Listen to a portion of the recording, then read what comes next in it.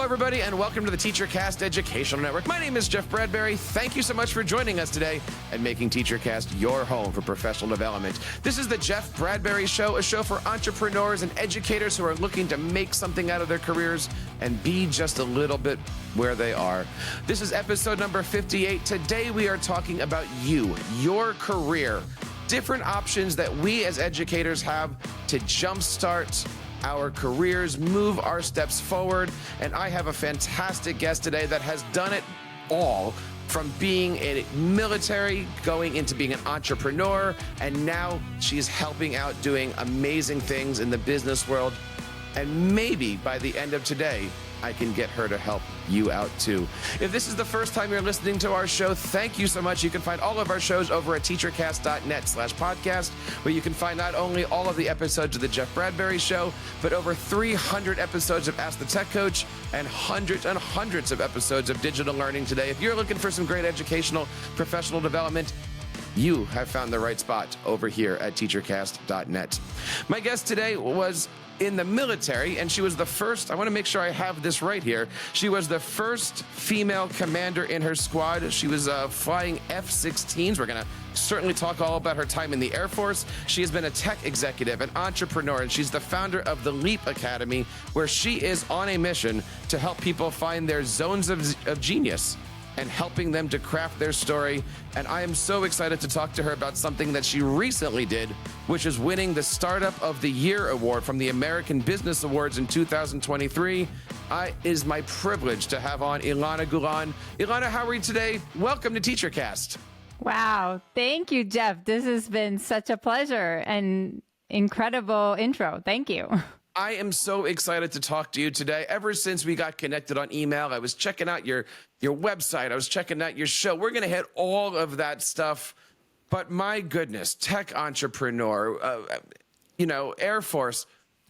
Who is Ilana Golan? Kind of what you said, I guess. But so I was leaping, Jeff, in my career again, just like you said, right? Like I started in a compulsory military service that we used to have in the military. Got lucky, I guess, to get to teach F-16 pilots how, and train them. Kind of a dream role. I learned a ton from just being surrounded by these people, trying to give feedback sometimes to people who are much more senior, much more experienced than I am. So I think it prepared me a little bit to my executive roles later on. And then I leaped into tech, studied engineering, Intel, startups, then decided that my entrepreneurship bug got to me, and had some pretty devastating fall as well. So if you want to hear about some of the failures, because again, success does not come without a lot of failures, Jeff. So let's make sure that we talk about that too. Well, let's kind of start at the beginning here. You were I want to make sure the scene is set here. You were in the Air Force, and by flight instructor, I mean, were you a pilot? Were you flying, or what were you instructed? Like, how did all that? What was that? Yeah, no, it's a great question. So we, in the military, back in Israel, a few good years ago, if I'm dating myself here, women were not quite allowed to become combat pilots. So our only option was to really go into the more training mode. So we did get to fly, but we mainly train on simulator and walk some of the people, we walked them to the very first flight they've ever had in F-16. And some of them, we were training them on emergencies and how to do air-to-ground missiles and air-to-air. And I mean, it was just an incredible opportunity, Jeff. So what is it like to be in an F-16? I threw up a lot. If you want the truth, but it's incredible. That is awesome. And then what made you get into the air? Was it something you always wanted to? Is it just, this is the next step? Like, how did you go, and growing up was like, I want to join the Air Force. What was that transition like to get you into that? I think this one was more luck than anything. So we had a compulsory military, and you just kind of were supposed to pick what you want to do. And I think somehow I just landed on it. So this was not my dream. In fact, I didn't even know this is available for women. So for me, that wasn't even in my remote thinking. And suddenly this just kind of opened up. I think as women, we were kind of standing on the shoulders of each other and opening up, just breaking ceilings one at a time.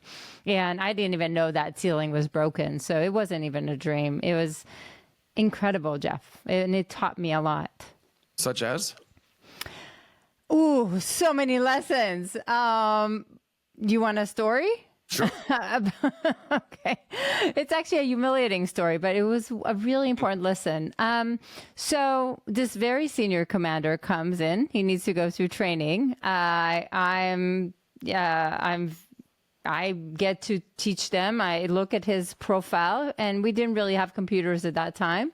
So I look at kind of the last training that he's done. I plan a mission. We execute it together. I give him feedback. So far it's a typical day, Jeff. But for me, in the back of my mind, I'm really trying to prove that women can actually do this, like that I can prove myself that we can do it just as good as men so that I can break some of the ceilings.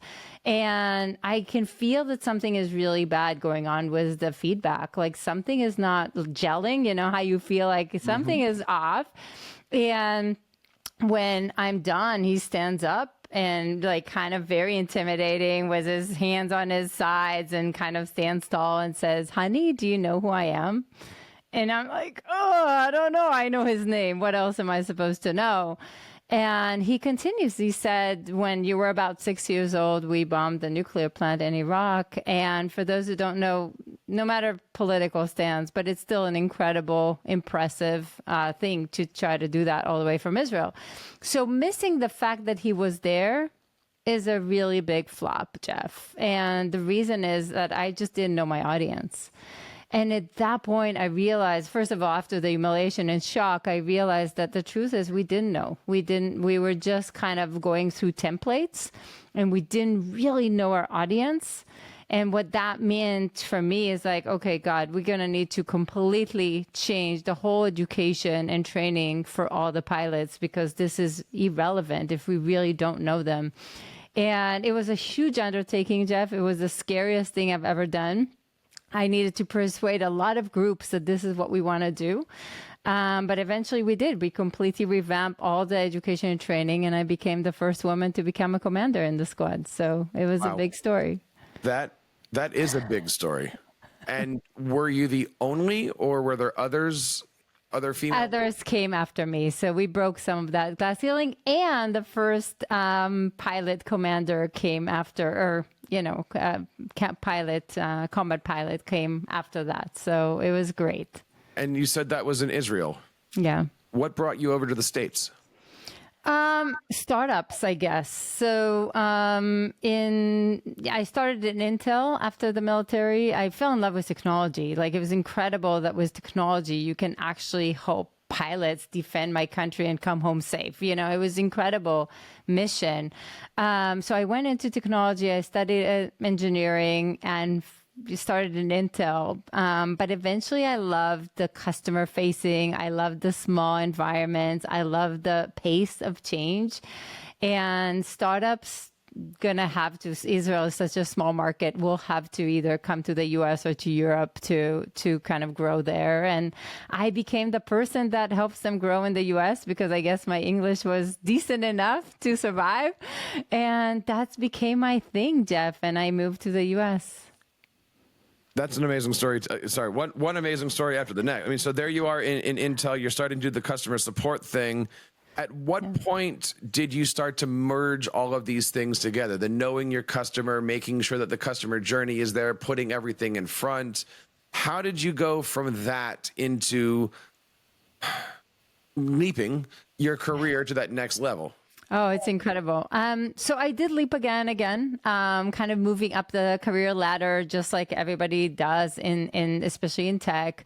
And then, Jeff, you run into the chicken and egg, right? But you didn't prove yourself. So why would we give you a chance? And you're always kind of in this like crazy chicken and egg. But I kind of broke it one at a time until I got to be a vice president in a startup. It was like really cool. And then a friend of mine, and again, I've been there for 5 years. It was really exciting, from building, buying the printers and the routers, all the way to finding, getting 5 sites, multi-million, it was really beautiful. But then a friend of mine came to me and said, "Hey, Ilana, what do you say? Let's just start something of our own. Like, you keep building all these startups from somebody else. Let's just start something together." And it was a really exciting time. I suddenly had that light again. And I was like, oh my God, yeah, that's what I want to do. And we started building this day and night. We even raised capital. There it was, wow. $800,000. It was like a dream, Jeff. It was a dream. I was just looking that they were evaluating our little baby at $5 million. It was a dream come true. And I remember looking at this document, closing my eyes, thinking, how can I get this lucky? So during the goodbye party from my previous job, as a VP, I told everybody about the startup. I was so excited. What I didn't know is that it's going to blow in my face, Jeff. My co-founder decided to take the money, throw me out of the business, and I was left with nothing. So within 24 hours, my world shattered. I lost my job, I lost my salary, I lost my startup, I lost my investment. And I think the worst of all is I lost my identity. It was the first time that I realized my identity was always attached to my title, to the company I'm with. And suddenly, Jeff, I felt like a nobody. And it was the hardest moment of my life. It started going into this big downhill spiral. And I was just, I couldn't sleep at night. I started feeling a complete failure. I was notorious to my kids and my husband. And it was a really hard downhill spiral, Jeff, because at that point, suddenly for the first time in my life, I didn't know what I want to do next. Right. And I was the driven person that always knows what I want to be next. How can that happen to me? But suddenly I didn't know if it's a job. I didn't know if it's entrepreneurship. I didn't know if it's revenge. You know what I'm saying? What do I want? And Jeff, it was a really, really hard time. And and it was so hard that I actually tried to find solutions. But I could either find something that was very motivational, hoo, you can do it. And I'm I know I can do it. I'm the most motivated person on the planet, but I don't know what will get that spark in my eyes. What are even my options? Or it was just done by people that didn't really inspire me with their stories. So at that point, I just knew that if I ever figure this out, I have to tell the world how, Jeff. And fast forward, I did figure this out, and Leap Academy was born. Let's pause there for a second, because right now it is the beginning of the school year, right? Many people who are listening to us are in education, and I know for a fact people right now are trying to figure out, am I going to stay in? Am I going to take that leap? What is that breaking point? Obviously, if you take that leap, there's so many things to be thinking about. There's family, there's financial, there's insurance, there's the unknown, which is, I think, for all of us, the biggest deal. And I mean, we talked a little bit about this beforehand. I mean, myself, I took a career leap 3 times in the last 24 months, it seems. And making those decisions are scary. So let's talk to that person who's sitting there trying to figure out, do I leave the classroom? Do I stay in education and take that next step in my educational career? Or do I start to look outside of education? When somebody sits down and says, Ilana, I'm kind of feeling lost right now, how does that conversation start? How does that conversation go where you're going to be working with somebody to figure out, is this right, or do we stay? Brilliant question, Jeff. So the very first thing I would say, again, if somebody comes to us, the first thing we want to understand is, where you are and where you want to go and what are the strategies to take you there. But I would say a few things, Jeff, because I think one of the things that is really important to understand is in this era of change, we are going to reinvent and leap every year or two. Even if you're in the same place, you still need to adapt new technologies and new responsibilities and new tools. You're going to reinvent yourself and leap all the time. So actually knowing the skill is actually one of the most important skills for the future of work in my mind. And one of the things that I would say, to all the educators out there, first of all, huge respect to you. I mean, it's just incredible, the work that you do. But I would say, build a safety net. Even if you're not sure that you want to leave right now, start building the safety net right now. Start building your reputation.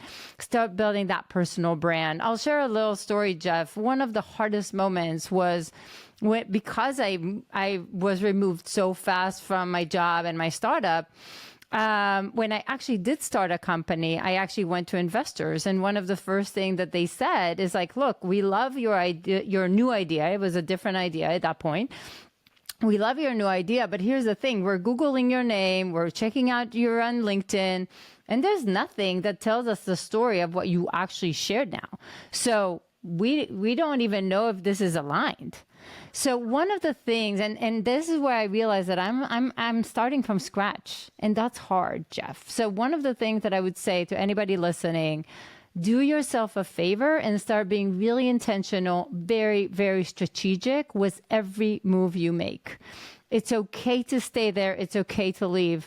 But no matter what, start being very intentional. Be in the driver's seat. Build your brand. Build your network. Be intentional about what's next. What do you want to be known for?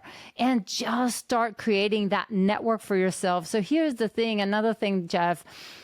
Almost all the jobs right now are happening in what we call a hidden market. It's basically who thinks about you when you're not in the room. And the sad realization, Jeff, is that we all have a brand. We might not be building it. Your brand is what people think about you anyway. So the question is, are you intentional about it? 2007, we all became a media company. We can like it, we can hate it. But if we're not telling our story, the assumption is that we don't have anything to say. And that's a hard realization. So be intentional, be strategic with whatever it is that you want to be known for, because it's the most beautiful time to create and control the narrative. Like you can leap wherever you want because you can control the narrative more than ever, but you have to use it. I couldn't agree with you more. In July, TEACHERCAST hit 13 years old. I've had the opportunity through this brand of working with huge companies, getting associated with a lot of big brands, and having the opportunity to meet outstanding and amazing people like yourself. And this is honestly, and we were talking about this before the show, this is why I started this particular podcast, helping other educators learn how to build their EDU brands, getting themselves out there, building that website, building that social, building that network, because brand is just another word for reputation, right? What do people think about you? What do people see? But this is not easy. And a lot of times, well, I'll put it this way. When I got started, we didn't have to really worry about the fact that the algorithms existed the way that they do now. I've often said, if I had to start TEACHERCAST now, it would not be what it is today, because you put out something now and maybe somebody sees it. Back then, you put out something and everybody on your list sees it. How do you talk to that person right now? Let's go back to that. And they want to build something. They want to create something. They're not sure, right? I want to do a podcast, a web, or I don't know. How do you recommend people start to get started? Is it just Googling themselves? Is it figuring out what their passions are? What do you say to them when they're sitting there going, I don't know where to start? Right. So the very first thing, and you're right, we're going to need to rise above the noise. And that's the hardest thing, right now. But here's the thing. I think some people also create careers that are only paying the paycheck, but not creating the life that they want with the paycheck. So one of the first things that I would do is really try to understand, what are your must-haves, right? And sometimes it's finance. I just need to get paid. That's the most important thing. Sometimes, and it really, by the way, it doesn't matter if you need the money or it gives you confidence. I wanted to make more than my husband. It really doesn't matter what the reason is.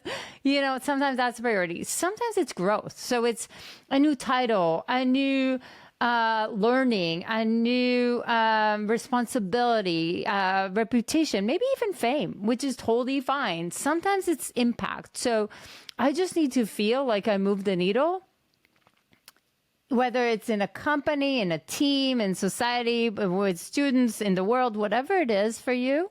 And sometimes it's balance because I have triplets, Jeff, right? And I just need some balance in my life, right? And it could be for hobbies, it could be for health, it could be for kids. And unfortunately, I don't know a single job that will give you all four. But if you're going to look at your life, you're going to rotate between different two of these every few years, every year or two.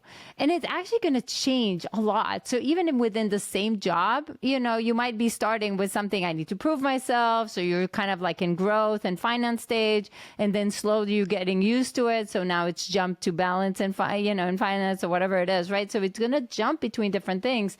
So the very first thing that I would say to people, figure out what you need. Right? That's the first thing, because there could be like, if you need finance and you're trying to, right now in the next year and you're going to start entrepreneurship, that's a bad idea. You could start a side hustle. You could start something else, but jumping and, burning the boats can be actually very devastating. So you kind of want to figure out what it looks like for you. And then the next thing, Jeff, would be to find that zone of genius. Like, what is that? Because we're all sort of generalists right now. We've all done a lot of things in many cases, and we experienced a lot. So the question is, what is that umbrella that is connecting all your skills or your expertise, all the things that you overcame, all the things the challenges that you've had, because that's what creates the you, right? It's not just the thing that you studied. It's not just that, that you're a teacher now or whatever it is that you do now. It's all that combination of things that create that zone of genius, and that's transferable to trillion other things today. So maybe that's where I would start, Jeff, if that helps. But I got to repeat something that many, we call them teacherpreneurs, like edupreneurs, those kinds of things. There's so much noise out there. One of the things that I've had the opportunity to do, I don't want to say much like what you're doing, but a lot of teachers have come to me over the years and I want to start a podcast. I want to start a blog. How do I start? Right? And it's easy for me to start with the technical. Get this, here's the plugins, like all of that stuff. But then I always just take a step back and I go, what inspires you? Just talk about the things that make you smile, make you laugh, make you light up. For me, there's not a show that I do that doesn't start somewhere with, and the triplets, right? Like there's something in there to bring that personality. And I try to make, like in all of my newsletters, it's, and the triplets this week were playing with Lego or something to that effect, right? How do you help people find their niche? Because I've seen that there's two different ways, right? There's the market, I'm going to go do that, or this is what I'm passionate about, I'm going to do that. And those are two totally different things. And I've seen people be successful in each of those things. Is there a right answer? Is there a better answer? Which direction do you go when you don't have a direction? Oh, it's such a great question. The way I look at it, there's going to be 4 areas of competency, right? I mean, in some areas, you're just not going to be competent no matter what you do. Okay. Like that's me in the kitchen, right? I would never be a cook. You know what I'm saying? Nobody wants that. And it takes me forever anyway. And then there's areas where you're probably okay, but the truth is that's never going to be your zone of genius, right? So if you kind of look at your life, like for me, this is like coding, right? Like I was never a brilliant coder. I did that well in Intel. It paid the bills. That's not where I shine. I shine when I'm in front of clients, like, and suddenly I created that connection of business and clients and understanding the people before, in front of me, and emotional intelligence and all of that. So that's where I shine. So that's where you go into the zone of excellence and zone of genius. And by the way, Gay Hendricks wrote an incredible book about it. But, when you're playing with the zone of excellence and the zone of genius, that's kind of where you want to where you want to play. So the zone of excellence would be the things, that could be a great career. That would be for me to stay in the cloud data center and tech environment. Like I was really good at it, got good paycheck. It was a good job for me. Did it light me up at the level that I'm lit right now? Absolutely not. Did I get all chills every single day? No, not really, but it did the work, and you can definitely build a great career in your zone of excellence. So if you want to stay there, awesome. As long as you're doing the things that you love, and as long as you're experimenting with different things, and even there you want to grow and adapt. But the zone of genius is different, because that's where you really try to understand what's going to lit you up in a whole different level, and what is something that is so unique to you that really it's going to be easier for you to rise above the noise because you're so excited. And the truth, Jeff, today, especially because you need to continuously adapt, and especially entrepreneurship can get really, really hard. What you want is something that no matter what will lit you up, will have meaning for you. And the more you're attached to that and you're excited about it, the more you can ride the wave when the hard moments come, because the hard moments will come. And it comes for everybody, and yeah. I got to say, right now in my current position, I'm teaching 6th, 7th, and 8th graders digital learning skills and digital media skills. And I'm constantly put it this way, it's Google 101, but I'm really teaching them marketing. I'm teaching them entrepreneurship, because this is the stuff that I like to do. This is the stuff that lights me up. So, we're building resumes, we're making websites, we're putting together portfolio, all of these wonderful things. And you can see the students who hear these things and they get it and they light up and they want to do it, and they'll sign up for your class next year because they want to do it again the next time. It is amazing working with students and teachers alike when they finally find that passion. And that's something that you recently started. You started a new passion, I noticed. You're now a podcaster, aren't you? I am. What got you from helping businesses to now you're a podcaster? Is this just an extension, or, and I have to say the word, is this a leap for you? Oh, that's such a great question. It's both. So Leap Academy, I started Leap Academy in 2020 with a very simple mission to help anybody driven reinvent and leap their careers. So my belief is that if you actually know how, there's a very engineered way that I've done it again and again and again. And as an engineer, as a geek, I had to just dumb it down. And for me, suddenly I realized that every single person that follows the steps can actually reinvent themselves and leap higher and become the best version of themselves, which is eventually what you want. And again, we have multiple programs, and, some of them are for people who need to land a job, and some people, need to leap to bigger executive level roles. Some people, want to build kind of what we call portfolio careers, entrepreneurship.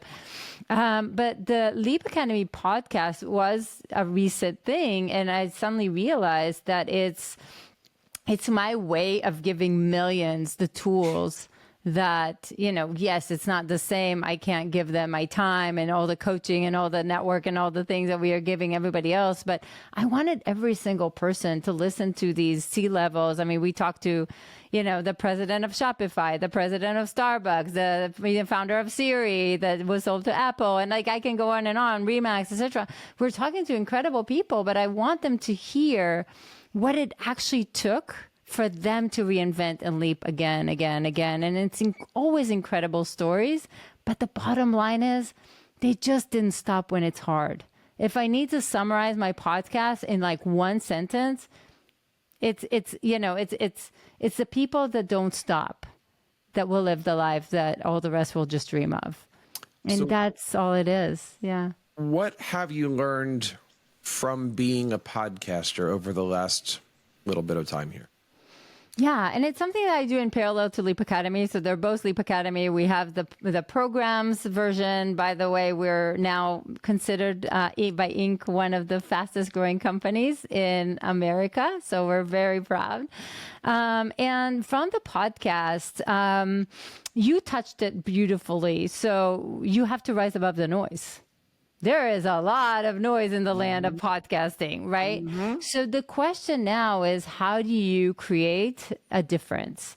And how do you reach people that otherwise would say no? And how do you open doors that otherwise would have been closed? And the beautiful thing was, teachers, educators, Jeff, you alluded to it really beautifully. Everything you mentioned for yourself is transferable. You talked about how you teach marketing. You talked about and think about what this means. Like, you need to read the room. You need massive emotional intelligence. You need to understand what exactly will move the needle for each one of your students. And you need to tailor that to marketing, which is exactly what marketing departments need to do everywhere in corporate, right? Because they need to think about their audience and need to adjust the messaging. So what I'm trying to say is all of it is so transferable to whatever you do. So in the podcast, it's the same, right? We just needed to kind of think about, okay, so for the president of whatever, or for the founder of Remax, what can I do to help? And if you can create that win-win, they'll give you their time, because again, you're creating a win-win scenario when you're reaching out, and it's the same skills, it's the same traits to always think about the win-win and rising above the noise. One of the questions I want to ask, which is one that I ask everybody who's ever come on the show as a podcaster, what have you learned about yourself from being a podcaster, interviewing all of these people and sitting on this side of the microphone? Ooh, that's a beautiful question. I would say being present in the conversation versus always being in your head. So, and that's such a beautiful, I think it taught me a lot, even when we're coaching, thousands of executive and professionals and individuals. One of the hardest thing is when you're in your head, you're really having a conversation at a different level versus if you actually drop to your heart and really having a heart-to-heart conversation. And you get rid of the scripts, you get rid of the thing. I mean, you're doing it beautifully, Jeff. I have to say huge kudos to how you're creating all the conversations. I binged your show and how you talk to people, and I see it now from this side. That's not easy to do. And I have to say that a lot of people might not even realize how hard it is to actually be in the conversation, and always think about the next question, but be there from a place of presence, not from a place of interrogation. And bad podcasts will actually sound like an interrogation. And I'm sure I've done some of that too when I started. I always tell people it takes about 20 episodes to get comfortable. It takes about 50 episodes to get really good. And here I am 13 years later going, you still have your moments. But no matter what, if you are working with a client, if you're working as a podcast host, or if you're working as a coach, you have one job. And that job is to help whoever you're sitting next to get vulnerable, become malleable and flexible in order to accept, but also to give. And you've done a lot of that, right? You've had this opportunity to take these big macho Air Force guys and say, here's how we can do things. Here's how we can think different. You've worked with these major military people. You've worked with all of these tech startups and CEOs, and you've built this out. What would you say is your secret to helping people get comfortable and becoming vulnerable with themselves and with others? That's a beautiful question, Jeff. I'll answer it in two phases, if that makes sense. One is you asked me about what I learned for myself with the podcast. I will actually take it back to 2019, what I learned from starting Leap Academy, because I think they're all connected. When I had this idea of Leap Academy, the fear was numbing. And this is why I think this is interesting for your listeners as well, because they're contemplating and they're debating what's next, and the fear can get numbing. And again, you heard my story. I'm not a scared person. I'm not somebody that doesn't take action. But I got in my head, and I always laugh that I binge watch Netflix, like Grey's Anatomy, to let the fear, go away. But the truth is, it was really, really hard to leap into that. And so first of all, I want people listening to just know normal. right? And it can be paralyzing. So first of all, it's okay. And the truth is you're just going to have to take those imperfect steps anyway, because that's what makes all the difference. And then, if you are, talking about kind of making, for me, what are some of these learning, or what is the secret sauce? I think it is the vulnerability. Like, I'm not afraid to talk about my failures. I think I'm not afraid to talk about my mistakes. I think we all make mistakes. And I think when you're vulnerable and you're coming out with it, it's a lot easier for your clients or for people around you to say, you know what, if she was scared, maybe it's okay, and I think that gives people some inspiration to do it scared anyway. That's pretty powerful. Not everybody has the opportunity to give themselves the permission to feel vulnerable. And we have an opportunity, especially in school, right? Like, you see kids who they're in there, the bell rings, they leave. It's the ones that really sink into you as that teacher. It's the teachers that really sink into that coach. It's the employees that really sink into the, mission statement, if you will, really become part of that business. But then also having that business be willing to mold to the people who are building it and providing that heartbeat. In education, we have the acronym FAIL, first attempt at learning. And, clearly you've had this opportunity to try something, leap, take a step back, try something, leap, and who hasn't? But the one thing I admire about you, and I love, and just, more I'm hearing about you and talking about you, and I'll definitely, I've been subscribing to your show for a while now, is you have this ability to light up that audience, light up that stage. I saw you on the video accepting the award, and you gave the speech, and then before you were off, you're like, and table 58, which for me responds into never forget where you came from in the first place. Yeah. And I mean, like, this isn't my show. I mean, I'm here talking to you, but I mean, I never forget music teacher. Always go back to your roots. How can my music background support my this? How can my music background support my that?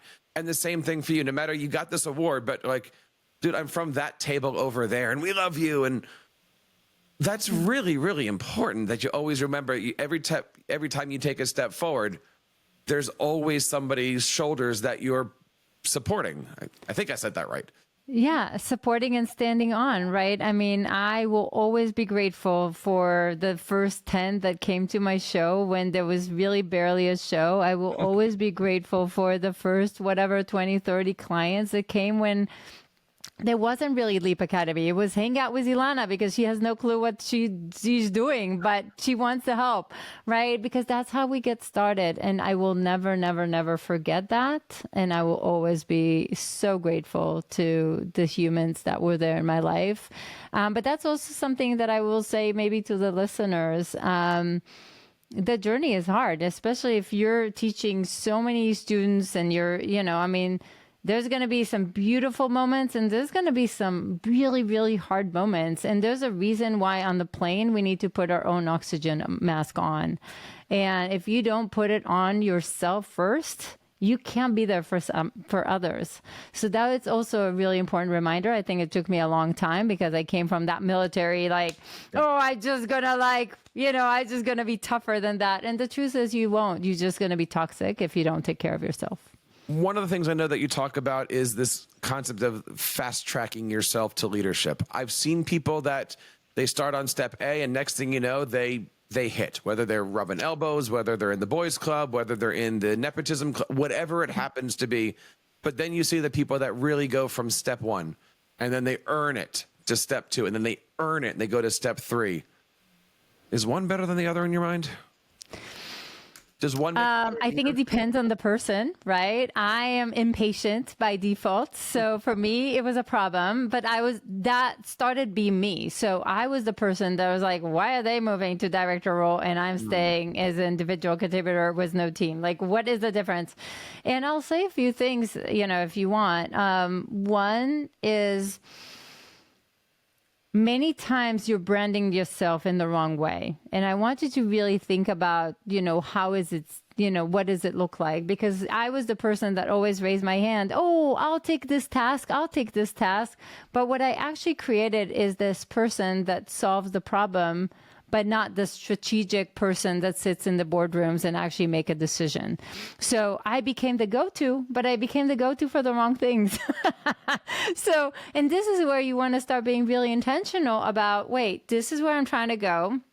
What is actually needed? How do I build my executive presence associated with that? How do I build a brand around it? Have I ever asked, by the way, because sometimes we just don't ask and we just hope that our hard work will pay for itself and these miracles will fall in our lap, and we just forget to just spray it out there and say to people what we're looking for, and just really hustling to create that future for yourself, because you're eventually going to you need to create your own luck. It's not going to fall on you. So I think it's a combination, and the people that are doing it very intentionally, they're definitely working at it. It's not just falling on their lap, but they're definitely creating their own luck there. So I learned the hard way, though, Jeff. But you've learned it in a way that you're now turning that around. Mm-hmm. What does that feel like when you're sitting there and you're saying, I've started all of these businesses. You've given life to so many careers, so many families, and now you're having that opportunity to help other people take that leap. That's just got to give you the warm and fuzzies. I think it's the most beautiful thing I've ever done in my life, Jeff. I'm, going to be very honest. Like, it can't compete with anything else. Like, I remember Mavish, who was like, Pakistani immigrant, came here. I mean, she already had a lot of accolades there, but she didn't know how to play the game here. She was earning $25 an hour. And when I was talking to her, I was just like, okay, she has potential of a rock star, but she doesn't even realize it. So the very first thing is we needed to build her confidence, and for her to go back to the place where she is and triple her salary, first of all, because that was just not appropriate. And it was amazing. 3 weeks into the program, she went back to them. She's like, I heard this is a $75 an hour role. What just happened? And they just said yes. And she's like, I can't believe that I stuck there for 3 years and I didn't know that I could just like this move at 3x. But again, she just had so much more potential. And she landed an incredible role at Accenture, which is a big, consulting firm. She now makes more than $200,000. And I still remember the day that she told us on Zoom, and she was crying on the call. And she's like, this changed my life. Do you know what the first thing that I've done? And I'm like, no, share. And she's like, well, I bought myself and my family tickets to Pakistan. We couldn't see our family for 5 years. So, I think you're creating possibilities that are beyond what people usually think about. And again, we have also executives and we have others, but the stories, it's humans, it's people that their second part of their life will never be the same. And to me, that's just the most thrilling feeling ever. I want to. So here's a question that I have to ask, because you've been very open, and I want to say thank you for being vulnerable here. And I love this conversation. When you look back on your career, what would you say? And I want you to narrow this down for me here. So what would you say is the best teachable moment you've ever had? Wow. I would probably take you back to the same time when I was binging watching Grey's Anatomy and hoping the fear will go away. And the reason is that I was not coachable as a person. I didn't believe in mindset. I believed that you just grit through everything. That's how I grew up. You never ask for help. You don't complain, and you just put your head down and you do the work and things will follow. And for the first time in my life, I realized that if I want to really do this well, I need to ask for help. And I was a person that doesn't know how to ask for help. It felt like, failure to some extent to ask for help. Like, what do you mean I can't figure this out on my own? And if I did not ask for, if I wouldn't have had help, I would never, Leap Academy would never be Startup of the Year. We would never, in 4 years, get, the fastest growing company in the, in the US. Like, there's just no way we would get to that without asking for help. So, and it is a lot about, I didn't believe in mindset. I didn't believe in, like really understanding that my fear was what was holding me back. I kept thinking, it's the strategies. I'm missing the strategies. But the strategy was simple, Jeff. All I needed to do is write a post. Hey, this is what I'm doing now. Who wants to be my client? That was the strategy. But the fear was numbing. And I think we sometimes confuse between what you actually need to do and, just the fear that what will people say, and what if it doesn't work, and what if I look like a fool, and we confuse the two. But once I got help, and I got, the coaches by my side, I have 6 coaches now, Jeff. I have coaches for the podcast. I have coaches for the LinkedIn. I have coaches for the business. Like, that's the fastest track that I can think of, because again, the biggest cost in our life is always the money we're not making. I'm just not going to make that mistake again. But that was a teachable moment for me, because I was so adamant that I can do this on my own. And the truth is that I wasn't. I was just not taking action because of fear. I love that quote. I'm writing that quote right down. The biggest cost in our life is the money that we're not making. I'm going to take that timestamp right now at 45 minutes and going, that is brilliant. I don't know if you just came up with that one or where you ever heard that one, but that one is brilliant right there. I've never heard it put that way. Well, I lived through that, so I lost a lot of that. So, yeah. I mean, look, we could talk about this for hours, and anybody out there who's listening to this, please feel free to reach into the blog. You can, of course, head on over to teachercast.net/contact. Let me know. I can get you in touch with Ilana. There's so many other topics that I'd love to hit, but if we could just wrap it up with advice, right? Again, we started with somebody's going to walk into your office and say, help me out. Let's bookend this with somebody who's on that journey, has taken that, and maybe is in that failure step. How do you figure out where that next leap is going to be? You said yourself, you quit the job, boom, something happened. Where you found yourself was needing to take another leap much quicker than you thought you'd ever would. Talk to that person. Oof.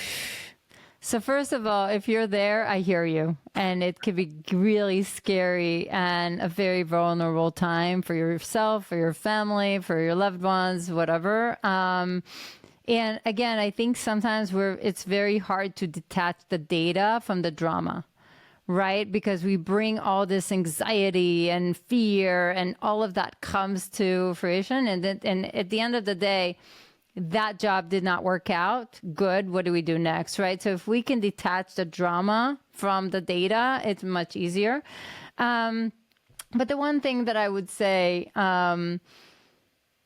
it is relatively simple. I'm not saying easy, but it's very simple in general to reinvent and leap their career. I'll also have like free training, Jeff, for people that want to, kind of have, some free training for your listeners. But there's really, all you need to do is just decide that you're not going to the victimhood, what we're going into the victorhood, right? So we're just going to figure out what I want to do next, and just detach from the drama that comes with it. And I'm just going to tell a new story. And here's the catch. The story is according to where you're going, not where you've been, right? So if you're trying to morph your story to something new, or you're trying to land something different, that story needs to be resonating from where you're heading, right? And then you're just going to build a little bit of that brand to make sure that people check you out and it's not a complete clash. And, and you just start broadening your network and being very deliberate about making sure that your network knows what you're looking for, because then they can bring those opportunities for you. And the other thing that I will say, Jeff, is many, many times I truly believe that these things somehow happen for a reason. Now in retrospect, the best thing that happened in my life was getting thrown at my own startup. You know what I'm saying? And I think sometimes you need to understand that this is probably exactly the muscle that you need to build in order to create the best version of yourself. And we all can become a best version of ourselves if we just don't stop and continue to look at what success is for us. So I don't know if that helps, Jeff. I'm keeping that quote too right there. There's a lot of quotes that are going to be coming in our show notes. By the way, again, this is the Jeff Bradbury Show, episode number 58. So much stuff. I'm just grabbing these little things. All the stuff is going to be in our transcript. The video is going to be up on YouTube. Audio, of course, you can find this over on Apple Podcasts, Spotify, and wherever you get your audios. Ilana, thank you so much for your time. I'll tell you what, if it's all right, let's make this part one, because there's so many more topics that are out there. And I would love to continue this conversation with you and anybody else that's out there that's trying to make that leap or has made that leap. There are so many things out there. And I would say the one thing that I would urge everybody to remember, you're not alone, right? Other people have made this journey. Other people are taking this journey. Other people don't know they're about to hit this journey. And some people have done this journey multiple times. No matter what, we are all here for each other. We are all here together. And that's why it's important that we keep checking out that stuff. Her name is Ilana Golan. You can find out more information over at ilanagolan.com. And of course, her website is leapacademy.com. There's a lot of great stuff out there. If you are interested in taking that leap in your world, check it out. Ilana, I'll give you the last word here. By the way, thank you again so much. But I'll give you the last word. What do you want to tell the audience before we sign off?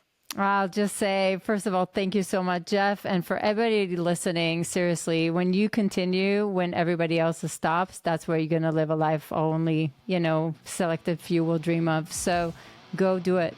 Go follow your journey, your dreams, and create an incredible tomorrow for yourself. 13 years ago, I took that journey. I started that dream, and I've been creating that journey just like you guys. We are all in this together. And I want to say one more time, thank you to Ilana and for everybody for joining on this show. And that wraps up this episode of the Jeff Bradbury Show, episode number 58.